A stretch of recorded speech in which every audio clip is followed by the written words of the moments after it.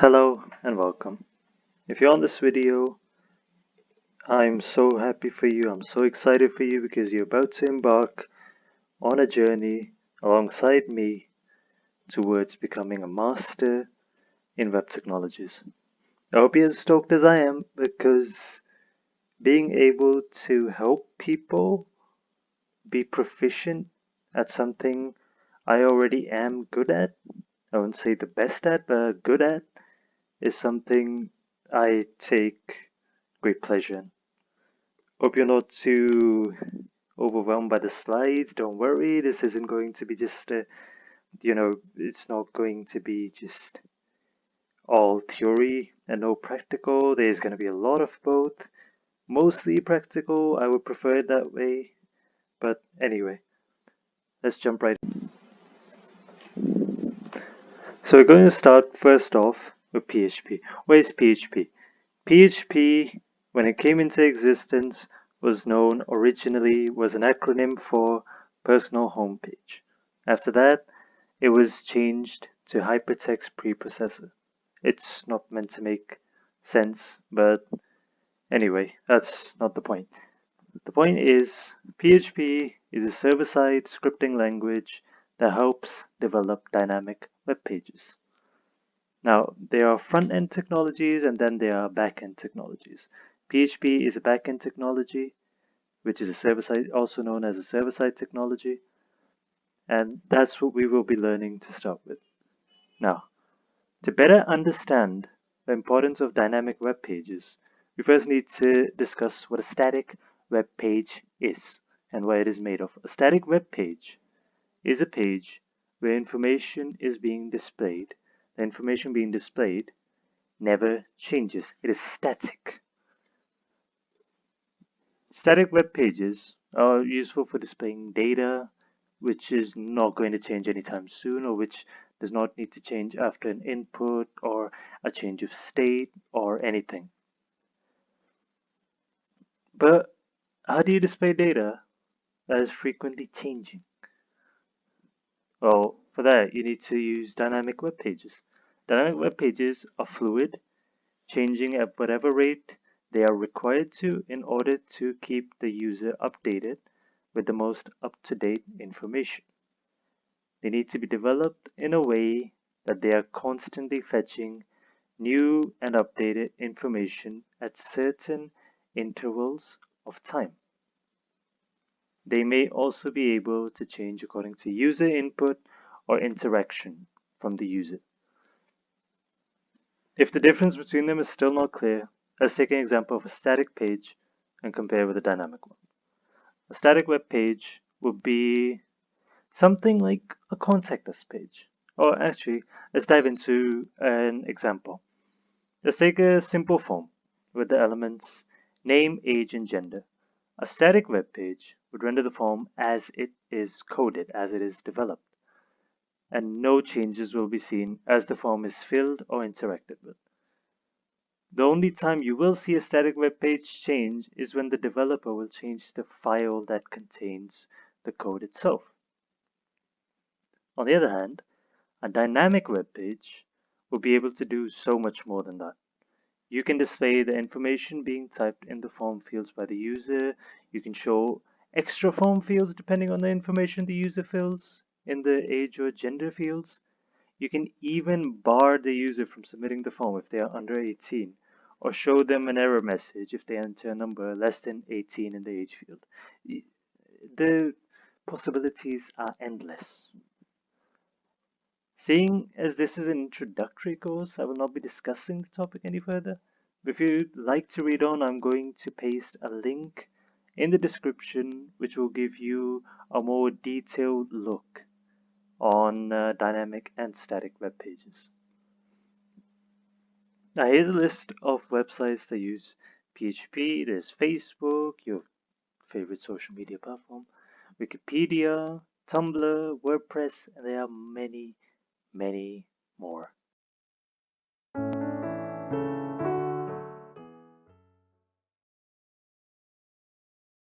Hello.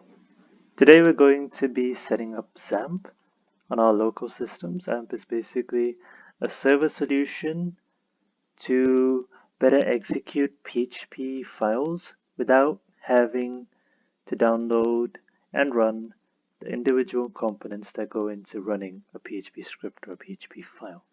So basically, to start with, we're going to type XAMPP, that's with a double P, into Google, and we're going to download, using the first link on apachefriends.org, the most updated XAMPP version. So basically, as you can see, there are multiple versions of PHP here. At the time of this recording, the most recent, the most latest one is PHP 7.4.11. You're going to press download. I've already downloaded the executable file, and it will show you the relevant download file, whether it's a 32-bit or a 64-bit download. It will show you the relevant one. Now, after that, you want to, let me just have a look here.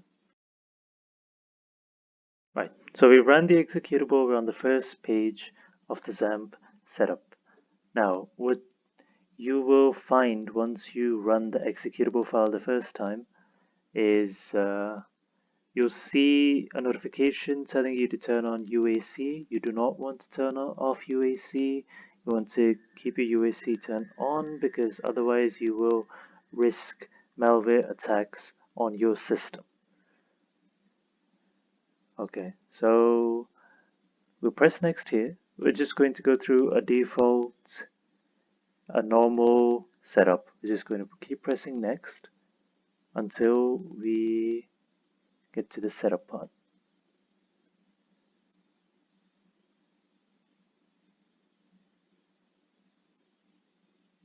And this will install XAMPP for you. Once this is done, I'll be running a PHP script just to exhibit how it's done. So we've just ran XAMPP as an administrator. You do that by going onto the XAMPP icon, right-click, and running as administrator. It will ask you if you are sure you want to run it as an administrator, and you click yes. So first off, we're going to be greeted with this screen, right? What we want to do is run Apache, and once it turns green, that means the Apache module is running, and we want to run MySQL. Once it turns green, again, the module is running. These are the ports it will be running on. If you have any issues regarding the ports or anything, you can go into the comments, ask me, I'm here to help. This is me running my PHP script. I'll show you, you don't need to worry about how it works. I will be showing you how we will be writing our first PHP script, how we'll be running it, what steps we'll be going through to do just that. You need not worry about how this works. You just need to know that once you have gone through all those steps, now you're ready to write your first PHP script, write your first PHP application, and you are ready to go. Right. As always, if you have any questions, you can drop down on the comments. You have my email. You can reach out to me anytime you like, absolutely anytime. And I will be responding to you as soon as I can. Response times may vary between a few hours to at the most 48 hours, but I will respond to each and every one of you. Thank you, and once again, please like and subscribe for more content. Remember to click the bell icon so you get the notifications in time. Thank you, and see you in the next video.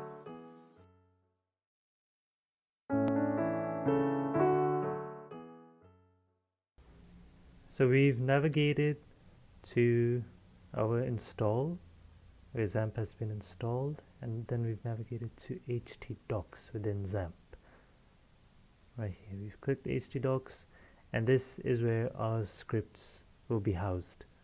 So basically, we're gonna right click here, going to make a new text document, and let's name it first.php. Now once we've done this, I'll be using Sublime Text 3 to write code.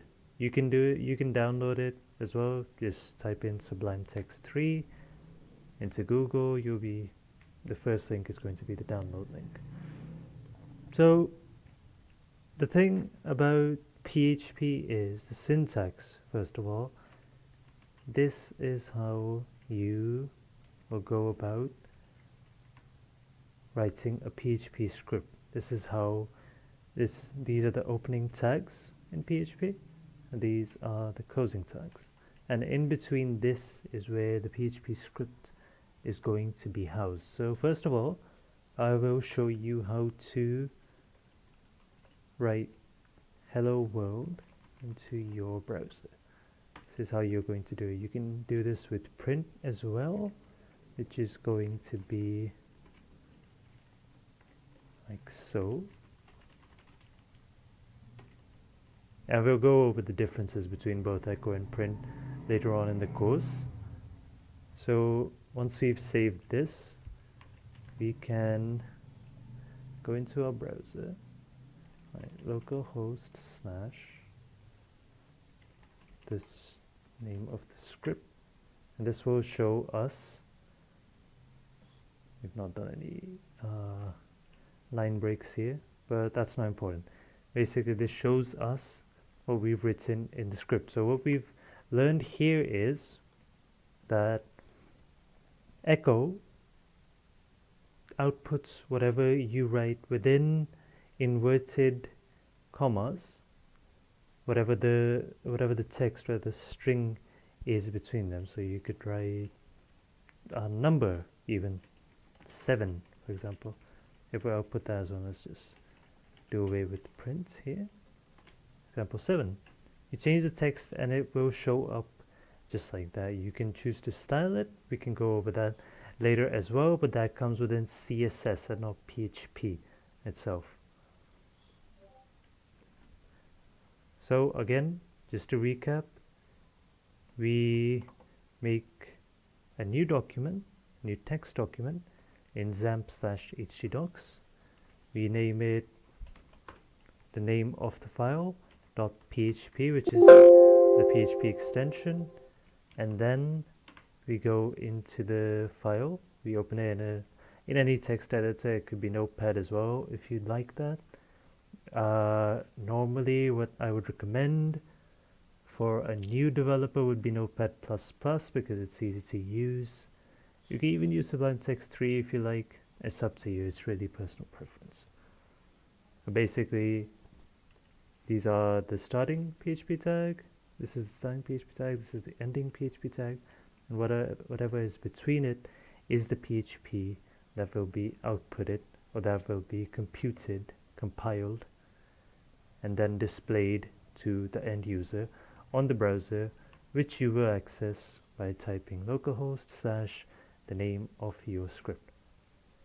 If there are any questions, you can go into the comment section, ask me there, or you can email me directly. I'm here to help. Whatever you need, just ask.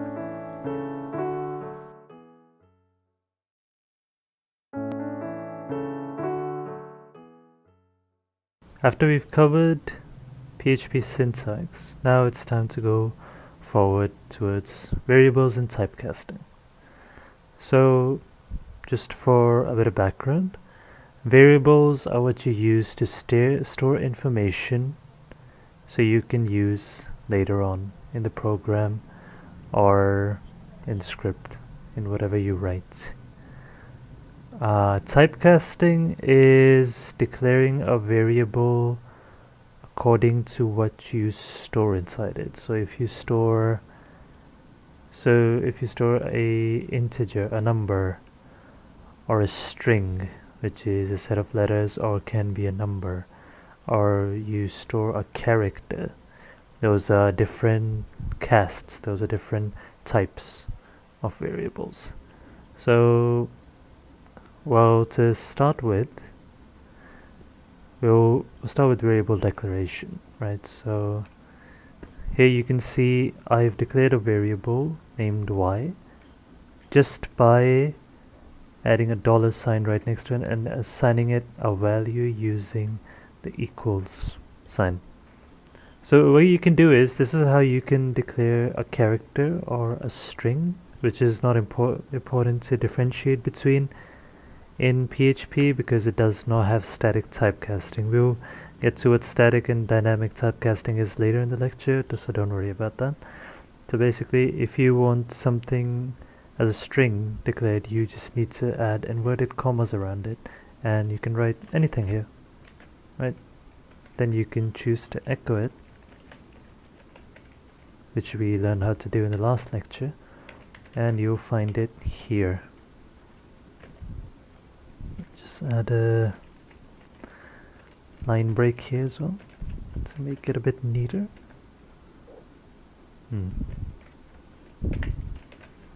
Don't forget the semicolons, those are huge issues in programming.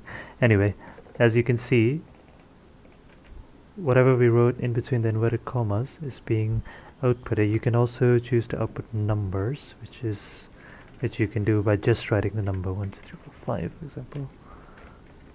You can echo this. Just move this up here. You need to do the echo number, and then you can just copy that here, and just like that, 1, 2, 3, 4, 5, paste it here. No issues there. So that's how you declare variables in PHP. That's how you assign variables in PHP.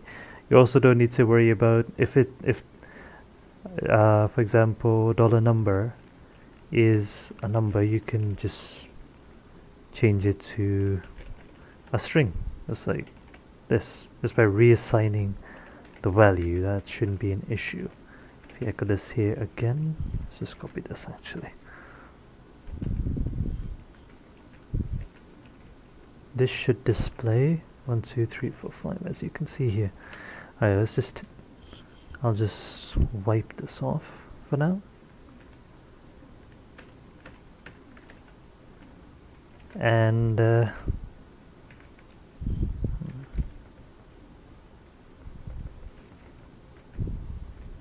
need to echo this. Right. So we've done variable declaration in PHP. Next, typecasting. So what typecasting basically is, I've already told you about it at the start. It's you declare variables according to what you want to store in them. Now, there are strict rules for this in other programming languages. For example, in C++, you'll see you need to declare variables according to a certain type. So if you want to store a number, you'll have to either declare as an int or a double or a float if you want decimal points as well. And you'll need to declare a string if you want something with a set of letters or sentences or numbers and letters, a combination of both. So, but you don't need to worry about any of that in PHP. PHP has dynamic typecasting.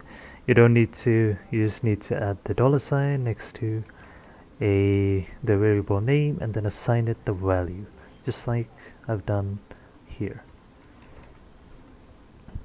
Covered. If you have anything to ask, just go down to the comment section. You can find me your email or over social media. If you need any resources, I can provide those to you as well. I'm here for you whenever you need me. Just email me and I will make myself available for you whenever I can. Thank you and stay tuned for the next video.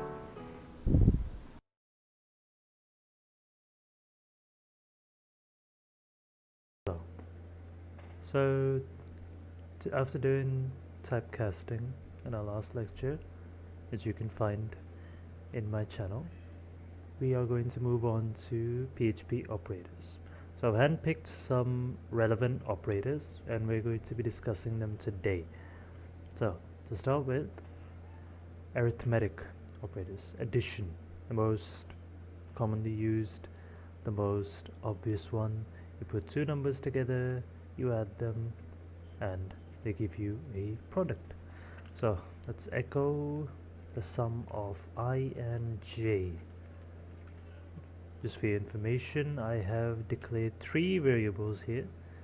I, which contains the value of 7, j, which contains the value of 8, k, which contains the value of 9. So this will add the value of I and the value of j. 7 plus 8, which should return 15. As you can see, returns 15. Next one, subtraction. We just place this a subtraction sign. By the way, operators across programming languages tend to do the same operations. It is the symbol is interpreted by the compiler, and then the result is outputted to the user. So third is division. Let's do some divisible numbers. How about, let's set the value of I to 3. Divide k by I. Okay, that should return 3. 9 divided by 3 is equal to 3. Next is multiplication, which is a star sign. This should return 27. 9 multiplied by 3, and it does.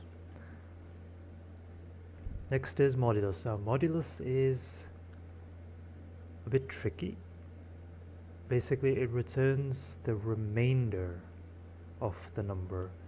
So for example, if we were to do k, which is 9 modulus 3, that means 9 will be divided by 3, and the remainder of 9 divided by 3 is going to be outputted to the user.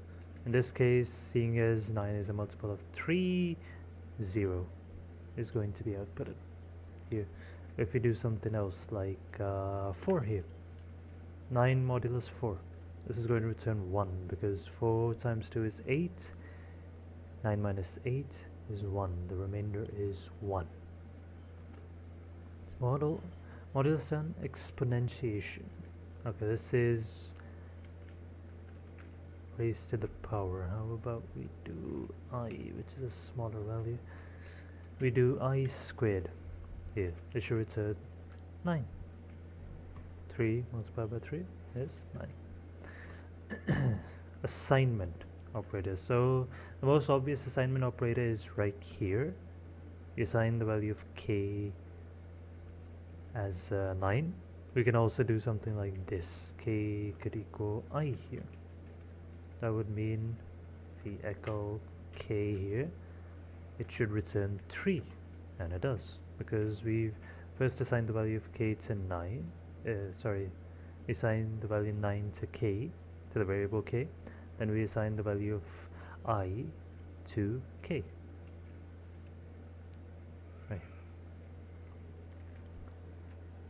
Next is plus equals. Okay, this is going to be, this may be a little difficult, but to understand first. But basically what you do is plus equals is the equivalent of writing this down. It's a shorthand method. Plus equals is a shorthand method of writing this. So what you do is you take the plus, you put it here, you remove all this. So what this basically does is it assigns the value of k plus I into the variable k. It's a shorthand method, saves time, increases readability. So this should return 9 plus 3, 12, and it does. Minus equals works pretty much the same way, except it subtracts. Here the value is subtracted from k, which means it will be the shorthand method of this. Okay. So the result, 6. 9 minus 3, except it will multiply it. So this should return 27, and it returns 27 right there. Divide equals, it should return 3, and it does. Modulus equals, this should return 0 because there's no remainder when 9 is divided by 3. Okay, All good. Next is going to be the comparison operator. Okay, so basically this is mainly used in a concept we haven't explored yet, but we will explore, or well, we're going to explore it now, if statements. So if statements basically do is, they, just write this down.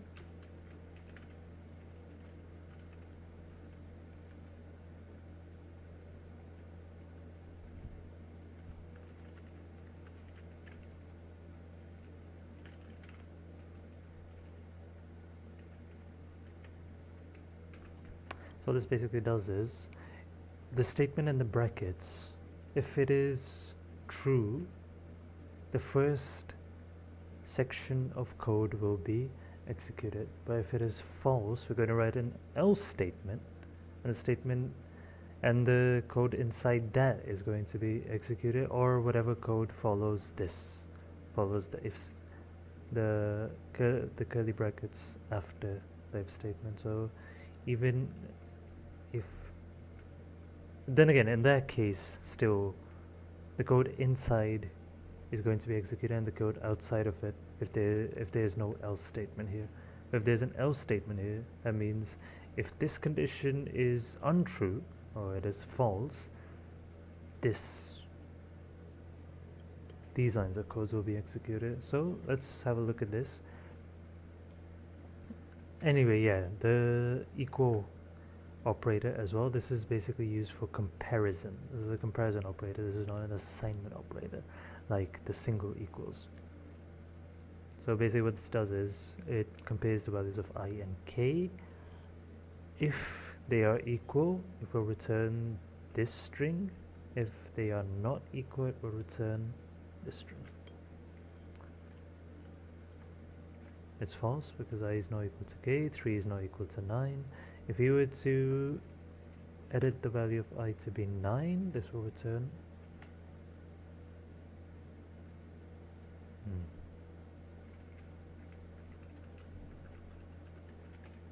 this will not return true. Equal value and type. So we talked about typecasting in the last lecture. Basically, the triple equals compares both the value as well as the type. So it's going to check, okay, the value is true. If the value is true, we move on to the type. If the type is true as well, this is going to return true. So in this case, it will return true, but if you were to do something like this would change k into a string, and I is going to be an integer still. This should return false, and it does. It does return false. So basically, the value and the type both need to be true. Both need to be the same, otherwise it will return false. Not equal is, well, if they're not equal, it will return true. So this should return false because these two are equal. Again, it's not checking the type, it's only checking the value, both of which have the same value, 9. But the not equals equals, not identical, this will return differently. This should return false. No, it's already returned false. It's returned true. Ah yes, it will return true because, well, they're not identical. That's what we're checking here. If they're not identical, then echo true. So greater than is also obvious. It does, as you can tell, it compares the two values. If we do this will return true because 9 is greater than 7. It does return true. Similarly, less than works the other way around. This will return false because 9 is not less than 7. Greater or equal to. So this will check whether the value to the left is greater than, which it is by the way, or equal to the value to the right. And in that case, it will return true if one of the two conditions is right, whether it is equal or greater than. So this will return true. Likewise, the less than or equal to is going to return the opposite. Return false. Logical operators. And. Okay, so this is when we need to string together multiple statements or conditions. So if we were to do I is less than equal to k and I is less than equal to, I did. I accidentally pressed the insert button. I is less than equal to j. So this should return 9 is less than equal to 7, which is false, so it's going to return false. Both these conditions need to be true for it to be executed as true. If even one of them is false, or if both of them are false, it will return false. OR operator. Okay, in this case, in the OR operator, only one of the conditions needs to be true, or both of the conditions can be true as well. But the minimum for it to return true would be one of the statements being true. So in this case, is I less than equal to j? No, it's one of those cases where it will return false. But if we were to turn this around, this will return true, because this statement is true, even if the first one is false. Doesn't matter, because the second one is true anyway. If the first one is true, the second one is false, it wouldn't have mattered anyway, because it would have executed as true, because only one of them needs to be true, or both of them. XOR. So in this case, only one of these needs to be true. If both of them are true, it's going to return false. So in this case, it should go through. Yes, it does. But if both of these conditions were to be true, it would return false, because XOR means only one statement needs to be correct. Next we have not, so that's the opposite of the normal. We used it earlier already. String. Okay, we're gonna need to, this is the second string, this is the first string.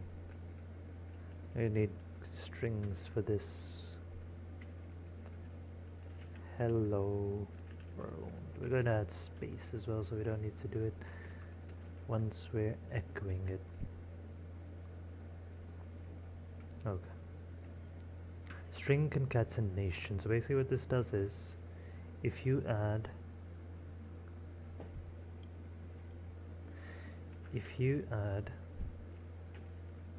want to put two strings together, you put a dot between them, and they will be put together. So in this case, we're doing $I dot $j.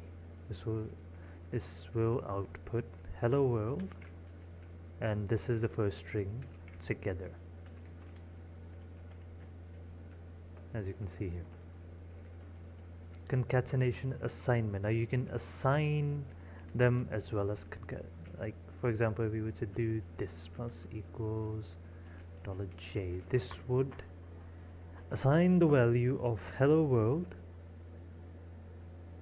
and add to it the value, this is the first string, which is the value of j.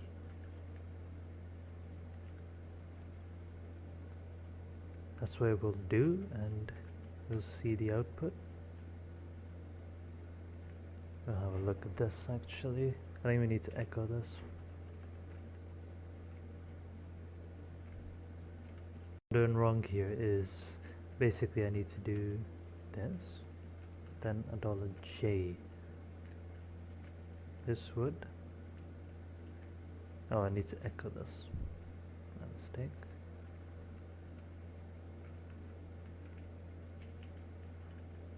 This should do the trick, and it does. It basically assigns the value of, it basically adds the two values together and assigns I that value. So I believe if you were to do this, it should return the same thing. Yes, it does. It returns the same thing.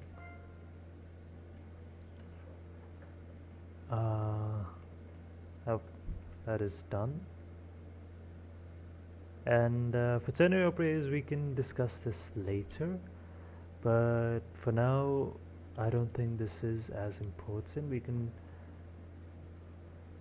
But for now, these things, these operators we've talked about are more important, more relevant. If you'd like, I can share them in the description, or I can share this specific document with you. Just let me know if you need it, and I can drop you the link. As always, remember to subscribe. Drop me an email if you think anything is wrong, if you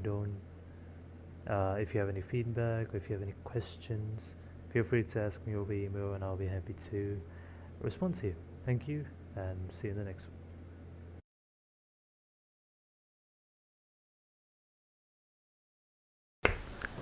So we've gone through the different components, the different building blocks of PHP. Now, next what we're going to do is we're going to focus on how to bring all these building blocks together and make a certain type of functionality or a feature or any task that PHP can perform for you. So to start with, that's what I call logic building. Now, why I want to go straight into logic building rather than focus on all the theoretical parts is because I believe firmly that getting your hands dirty with coding, with developing things, lets you learn faster. Any programming language, you will learn faster that way. So what we're going to start with is we're first going to start with, we will turn on PHP.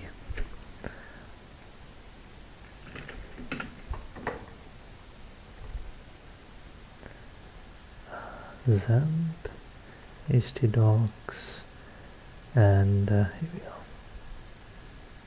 It was called first. Yes. Okay. So to start with, just close these. We're going to start with if else statements. Now we've visited this already, but I'm going to be explaining this to you in more detail now. So basically what if else statements do, if you haven't seen my previous video, which you should by the way, because this builds up to this part, what if else statements do is they check for a condition, and if that condition is true, it will execute this block of code, the one right after the if statement between the curly brackets. If it is not true, it will go to the next statement, which could be an else, it could be an else if, and then there will be an else as well. What it will do is it will move to the next block of code. It will check the condition here. So if it's an else if statement, there's going to be another condition here, but if there's an else statement, there is going to be no condition. So for example, with an example, what we can do is declare two variables. So equals 1 equals 2. So what we can do is compare x to y. If this is true, which by the way it's not, this line of code is going to be executed. So what we're going to write is x equals y. Else, what we can do is $x is greater than $y. X is greater than y. Don't forget the semicolon. And here what we can do is echo x is less than y. Double space here. Okay, so what this will do is, let me just start the PHP script, localhost/first.php on line 15. Oh, we forgot the semicolon. Exactly what I said not to forget. At least that is wrong. Yes. So what this does is it checks if x is equal to y in the first statement, in the first if statement, which is not true, because x is equal to 1 here, we've declared as 1 here, and y we've declared as 2, so equal to. Then it goes to the next block that follows right after, which is the else if statement, which checks whether x is greater than y, which is also false. So this block of code is going to be ignored as well. Then it goes to the next block of code, which is this one, and it will check the condition. There's no condition, and it's an else statement. So what it's going to do is it's just going to execute this, because it's not an else if statement. There's no condition here. The only condition here is if none of the if statements before the condition here was if the if statements before this were not executed successfully. That's the only thing.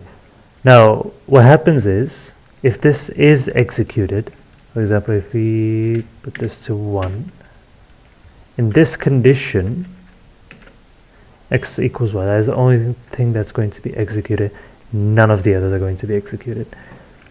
What happens with else statements is if any of these statements, if any of these blocks of code is run, the rest are going to be ignored. So if this statement is successful, all the following else statements or else if statements are not going to be executed. That functionality, that line, that section will be broken. So if x is greater than y, so what we can do is experiment with this as well. In this case, the second statement, the else if statement, is going to be executed. So x is greater than y. That's been executed. Everything else has been ignored. I think that's enough for if-else statements. Let's move on to loops. So loops are useful when you need to iteratively run a section of code or some lines of code. To start with, we can do for loops, which are more prevalent. So what for loops do is we first specify a value which will be checked. This is I. This is going to be this is going to be a counter, basically, according to which the rest of the code block is going to be executed or not executed, depending on the value of it. What we can do is this: while I is less than 5 and I is iterated by 1, but I plus okay, yeah, that works. Then this line of code will be run. So what we can do is we can echo I here, and then a space. I should do it. So what this will do is it will first declare the value of I. It will initialize the value of I as 0. It will check that the 0 is less than 5. This is the first run, by the way, of the for loop. It will check if I is less than 5. It is. 0 is less than 5. Then it will execute this line of code, or whatever is between these two curly brackets. It will execute that. If you can even add nested for loops or nested if statements into it. Like you can even add, well, j equals 0. $j is less than 5. Let's do that. $j plus plus. So this will do is run the block of code within these two curly braces, while this is true. But we'll get into that later. Or you can you can experiment with that on your own, because this is more mind-boggling than a normal for loop, and it's better off if you experiment with on your own and understand it better that way. So what this will do is we were echoing I and a space. So what this is going to do is echo I the first time, and it's going to iterate I. It's going to add 1 to I, to the value of I, which is going to be 0 plus 1, which is going to be 1. And then it's going to check this condition once again. 1 is less than 5. It's going to execute this line of code. It's going to add 1 to I again. 2 is 2 less than 5. Yes, it will execute. It will keep doing this until the value of I is equal to 5. And then it is going to break out of this for loop. So what we can do is it prints I 5 times. 0, 1, 2, 3, 4. So we've gone through for loops. Next, what we're going to do is while loops. Okay, so while loops work a little differently. They basically have a condition, sort of like if statements. We can do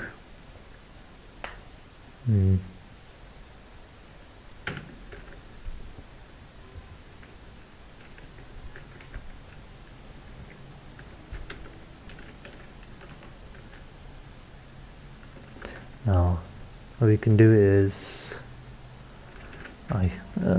let's do that. Well, I basically means as long as I equals true. In this case, if we set it as false, but that's how you set it as false.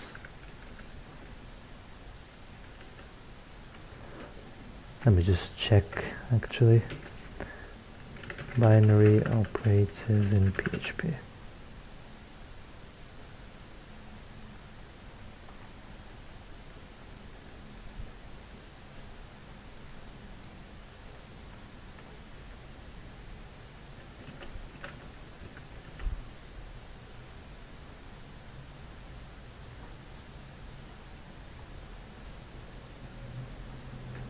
Okay, so it's oh, never mind.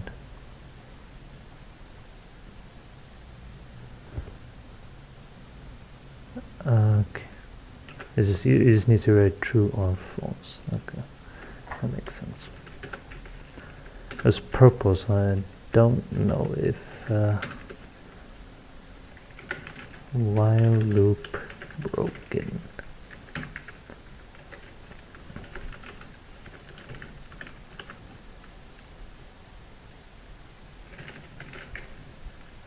So you need to guard against in while loops and all sorts of loops is an infinite loop.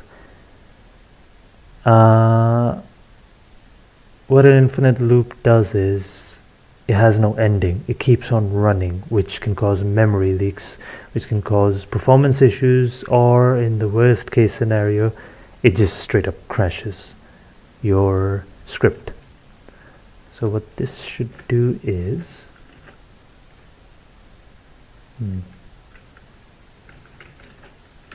forgot to add the dollar sign.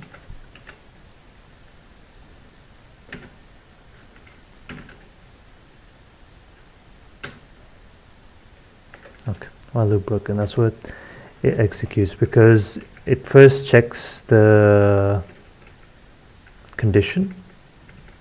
It checks if I equals true, and then it will decide whether the code between the curly brackets is going to be run or not. If it's true, this code will be run. Otherwise, it will break and it will look for the next line of code, if any.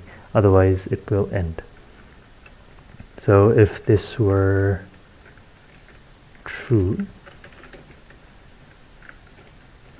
and then if I were to run it like this, it will result in an infinite loop, because I is always true, it's never false. So we'll keep running 1, 2, 1,000 times, 1,000,000 times. It's going to crash your browser, straight up. So what we can do here is we can set I to false after the first run. So what it's going to do is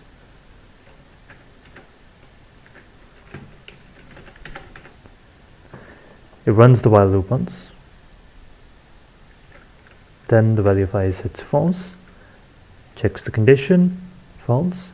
It will not run this code. It will run this one. So that's while loops. Do while loops. Do while loops are a bit different. So we can go with the same example.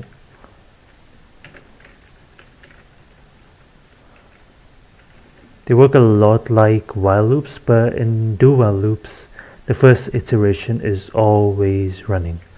So basically, if you turn this to false, right, it does not check the condition until it is done the first, until it executes the first time. So in this case, we'll return what we saw earlier with the while loop.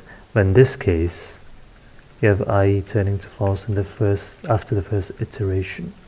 The first iteration is going to run no matter whether the condition is true or false. The first iteration is going to go through. First time this block of code will be run. This is only ever useful if you want the first iteration to run under any circumstances. Do while loops are useful for that. Finally, we're going to move on to switch statements. Now, switch statements, let's just write one up really quickly.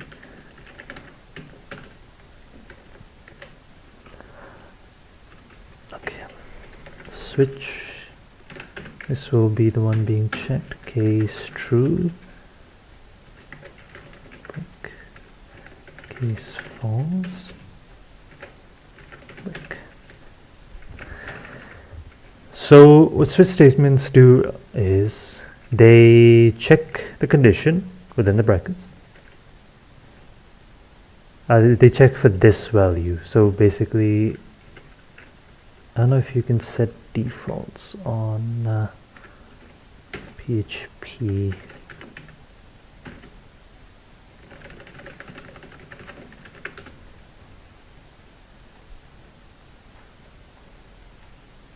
Yes, you can set defaults as well. So what default does is, I can just write it all up. And need to write a break here, but we will. So what this does is, it checks for the value of this, the one in the brackets. It will check the case is a part of the switch statement. What follows is the value of I. If it's true, this line of code is going to run. What we can write here is I is true.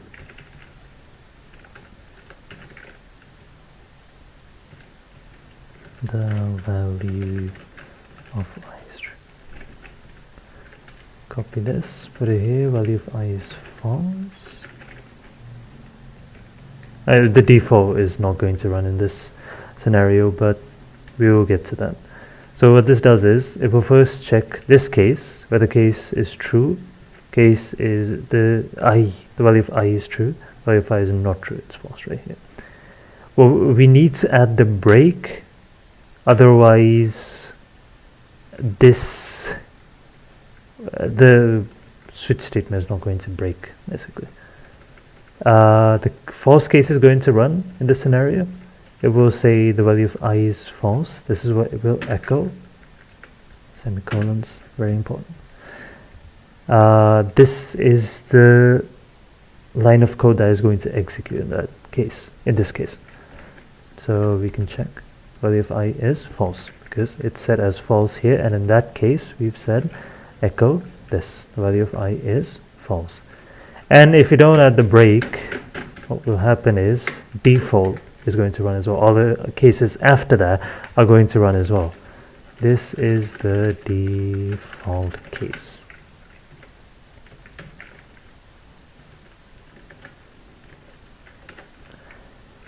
The default case is going to run as well. Likewise, if we did this, if we put this to true, and then add a break here, what it's going to do is it's going to run all the cases. This is what it does. The value of I is true, the value of I is false, and this is the default case. It runs all the conditions, which we do not want. We only want a certain amount of code being executed, according to a certain case. So you know how to build logic here. You know how to build a proper program that can that has a functionality that can do a task. Next, we're going to work on making something that will perform a task using everything we've learned so far. Thank you for tuning in again, and do remember to subscribe to stay in touch with my content. Thank you and goodbye. So in our last lecture we covered logic building, which included do-while loops, while loops, for loops, if-else statements, and switch statements. Now we're going to get into a couple of super global variables, but we're not going to cover all of them. I'll give you a resource that will give you all of the super global variables, but for now we're only going to focus on get and post for our final project within this course. So to start with, I have notes in front of me. There's two types of ways you can extract information from forms. One is get, the other one is post. With get, you can send fields that do not need encryption. This could be names or email, basically information that is not sensitive, like passwords or pictures, for example. Yes, post can be used to send images over a form. Post is in general the safer way to send information. You can access elements sent by get using $_get, and then within square brackets and double quotations you write the variable name which was associated to the variable within the form. I'll show you how to do it in just a minute. We just need to go through the theory first. Post is used to send fields that contain sensitive data, passwords, images, just like we said. This data, post data, is sent through HTTP headers, and I'll show you what that means and how data is sent through get.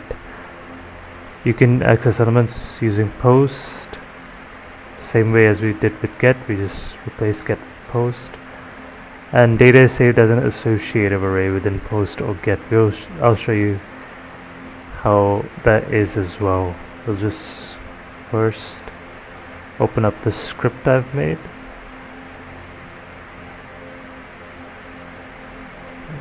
Post.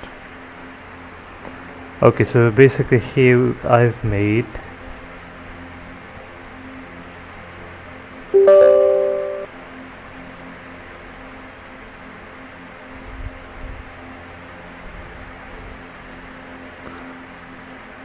a form. I'll first show you what it does and then I'll explain to you the code. Okay, so basically you write your first name here and voila, it shows you information you entered right below it. So basically, I think I've written, okay, it's a comma here. Okay, so to start with, I've written a bit of basic HTML as well, just to because we needed to make a form for this. You don't need to focus on any of this. You need to focus on just this part of the HTML. So basically, we declare a form element here. The action is where the information will be sent. Information within the form will be sent. The method is get or post. Over here we've got get, and you can see when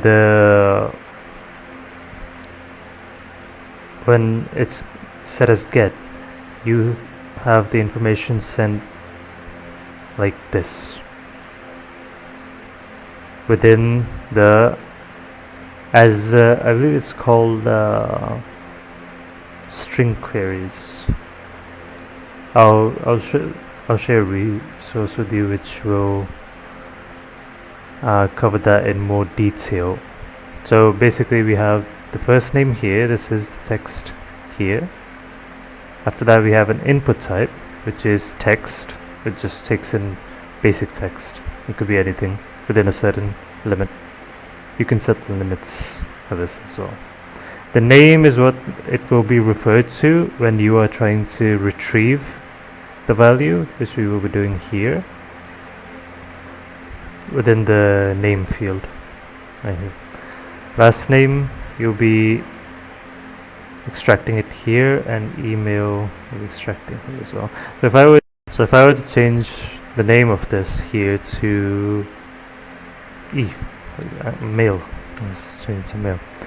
I have to change the variable here as well to mail wherever it's being extracted. I have to change this to mail, and this is the variable where we're storing this. This is good practice. We don't want to use a super global variable to extract the value when we're outputting it, so it's better to output it into a variable that you've declared. So as this points to itself, using this PHP, this line of PHP code, it will after the form is submitted through this, once you click this button, this one, once you click this button, it will look for PHP code within this file, and it will read this bit. So to start off with, I've used isSet here. I could have just like written this for all of them, but in that case it would have returned null or an error when the value is not set. So if I write isSet, it basically checks if the value is set, if the value is not null, and then it runs this part of the code if all these values are set, because we've used the AND operator. If you use the OR operator, it would have been the same, but that way not all of these fields would be required to output a result, because we're taking in all three values within the variables.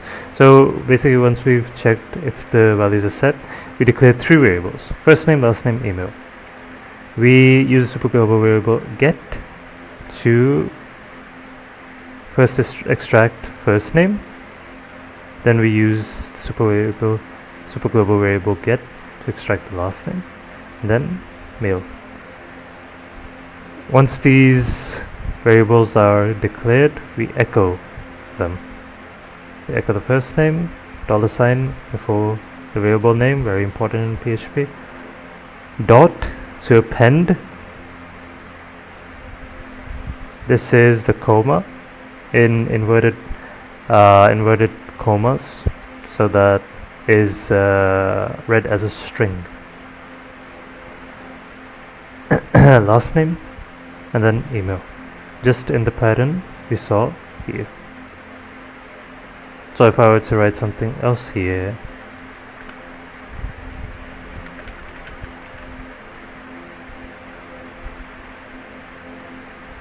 odd.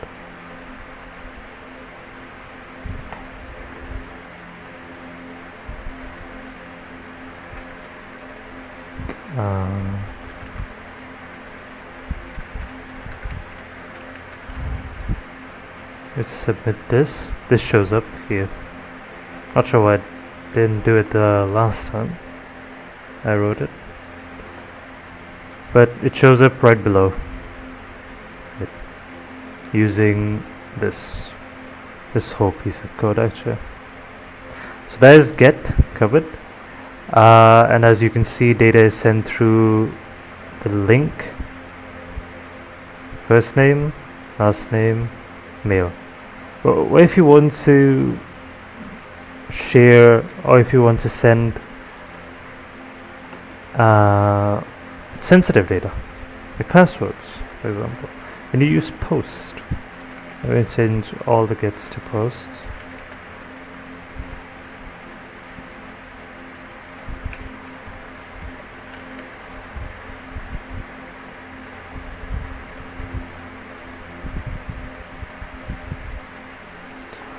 Once we've done that, you'll see now how data is shared through post.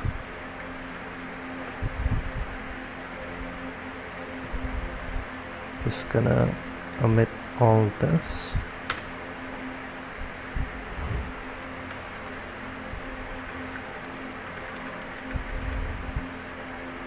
Data is sent through HTTP. Data is sent through HTTP headers when it's sent through post.